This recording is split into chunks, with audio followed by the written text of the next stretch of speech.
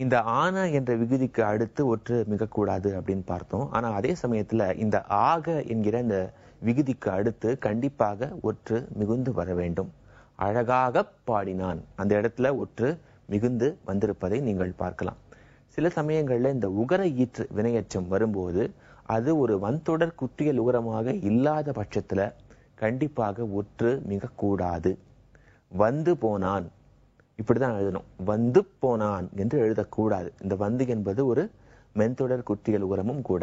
செய்து கொடுத்தான், இந்த இடத்துல பாத்தீங்கன்னா இது ஒரு உகர ஈற்று வினையச்சம். ஆனால் ஒற்று மிகவில்லை. செய்து கொடுத்தான் என்று எழுதுவதுதான் சரி. இப்ப அடுத்த விதி பார்த்தீங்க அப்படின்னா, இந்த உருவகம் இருக்கு இல்லையா, இந்த உருவகத்தில் கூட ஒற்று மிகுந்து வர வேண்டும்.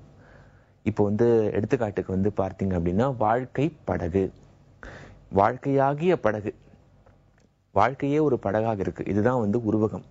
இந்த இடத்துல வாழ்க்கை படகு என்று ஒற்று மிகுந்து எழுத வேண்டும். உயிர் பறவை, உயிராகிய பறவை, அந்த இடத்தில் கூட ஒற்று மிகுந்து வர வேண்டும். இப்ப அடுத்தாப்புல பார்த்தீங்க அப்படின்னா, தெரிநிலை வினைமுற்று, குறிப்பு வினைமுற்று, வியங்கோள் வினைமுற்று, ஏவல் வினைமுற்று, இந்த வினைமுற்றுகள்ல கண்டிப்பாக ஒற்று மிக கூடாது. பரந்தன பறவைகள், இனியன கவிதைகள், பரந்தன பறவைகள், இனியன கவிதைகள் என்று எழுதுவது தவறு.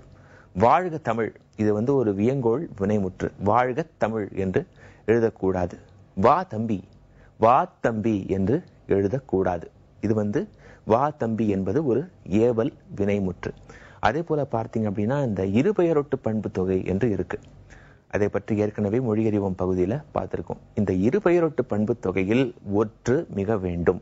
தாமரை பூ, தாமரை என்பது பூவுக்குள் அடக்கம். அதனால தாமரை பூ என்பது இருபெயரொட்டு பண்பு தொகை. அந்த இருபெயரொட்டு பண்பு தொகையில் ஒற்று மிக வேண்டும்.